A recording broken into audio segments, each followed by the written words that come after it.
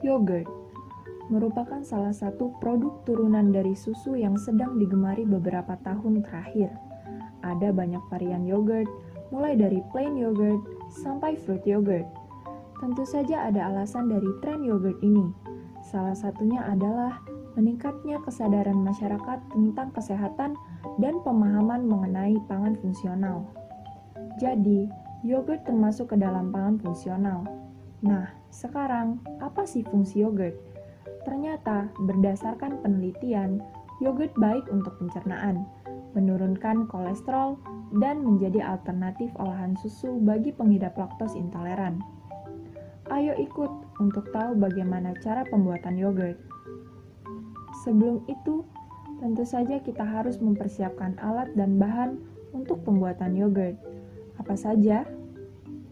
Yang pertama ada susu, lalu starter yogurt. Kedua bahan ini tentu saja sebagai bintang utama dalam pembuatan yogurt. Starter yogurt yang digunakan kali ini adalah bakteri asam laktat dari golongan bakteri mesofilik. Bakteri mesofilik, apa itu? Bakteri mesofilik adalah bakteri yang suhu optimum pertumbuhannya antara 25 hingga 30 derajat Celcius, seperti Lactococcus lactis subspesies lactis dan Lactococcus lactis subspesies cremoris. Indonesia memiliki suhu yang tepat untuk mengembangkan yogurt dengan bakteri asam laktat golongan mesofilik, sehingga kita tidak perlu menggunakan yogurt maker atau inkubator. Nah, apalagi tuh inkubator? Inkubator adalah sebuah perangkat tertutup yang dapat diatur suhunya agar organisme sel dapat berkembang dengan baik sesuai dengan suhu optimumnya. Selanjutnya, tentu saja kita harus mempersiapkan panci dan juga kompor. Jangan lupa dengan botol kaca sebagai wadah, spatula sebagai alat pengaduk, dan juga saringan. Setelah mengetahui alat dan bahan, langsung saja kita menuju tahap pembuatan yogurt. Jangan lupa lakukan dahulu pengamatan pada susu sebelum fermentasi dilakukan.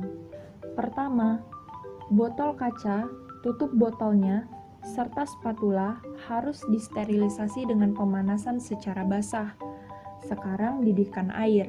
Setelah air mendidih, masukkan botol kaca, tutupnya, dan juga spatula. Sterilisasi ini tentu saja bertujuan untuk memusnahkan semua bentuk mikroorganisme seperti bakteri, virus, dan jamur. Setelah itu, tiriskan semua alat yang telah disterilisasi dengan menggunakan saringan. Selanjutnya, ayo kita memanaskan susu. Susu akan kita panaskan hingga menuju mendidih dengan asumsi susu sudah bersuhu kurang lebih 72 derajat Celcius. Dan jika sudah panas, hitung 15 detik dan jangan lupa sesekali diaduk menggunakan sendok. Proses ini dikenal dengan nama pasteurisasi HTST atau High Temperature Short Time. Sekilas, antara pasteurisasi dan sterilisasi terdengar mirip ya. Tujuan pasteurisasi ini untuk menghancurkan mikroorganisme patogen tanpa menghancurkan mikroorganisme non-patogen. Setelah itu, tuangkan susu ke dalam botol kaca dan diamkan hingga hangat-hangat kuku dengan asumsi suhunya sudah mencapai sekitar 30 derajat Celcius. Tapi, pada pembuatan yogurt ini, susu yang disarankan adalah susu UHT ultra yang telah melewati fase pasteurisasi ultra high temperature agar proses pemanasan cukup hingga susu memiliki suhu sesuai dengan yang diinginkan atau hangat saja dan jika diukur sekitar 30 derajat Celcius.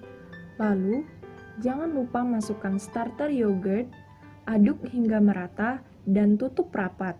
Setelah itu, karena bibit yang digunakan memiliki suhu optimal 25-30 derajat Celcius, kita akan meletakkan botol kaca yang sudah berisi campuran starter yogurt dengan susu di atas kulkas selama kurang lebih 8 jam untuk menjaga suhu tetap di rentang yang diinginkan. Apa yang terjadi pada susu selama pendiaman itu? Yang terjadi adalah tahap fermentasi. Fermentasi oleh bakteri asam laktat terjadi dalam keadaan anaerob atau tanpa oksigen bebas. Dan gula atau laktosa susu oleh enzim beta-galaktosidase yang dihasilkan oleh bakteri asam laktat dan akhirnya menghasilkan asam laktat tentunya.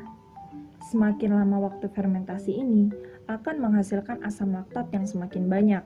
Akibatnya akan terjadi penurunan pH. Untuk struktur gel dasar yogurt dipengaruhi oleh kadar protein dan mineral seperti kalsium dan fosfor yang terkandung di dalam susu.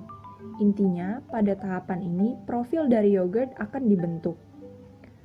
Setelah itu, diamkan yogurt di dalam kulkas selama 4 jam. Terakhir, ayo kita melakukan pengamatan terhadap rasa, aroma, tekstur, dan juga kekentalan. Bagaimana? Apa saja perubahan yang terjadi dari susu hingga menjadi yogurt? Jangan lupa dicatat ya. Setelah mencatat, kita bisa berkreasi dengan menambahkan gula atau buah untuk meningkatkan cita rasa dari yogurt yang kita buat. Kita juga bisa membekukannya jika ingin menikmatinya seperti es krim. Sekian video kali ini, sampai jumpa.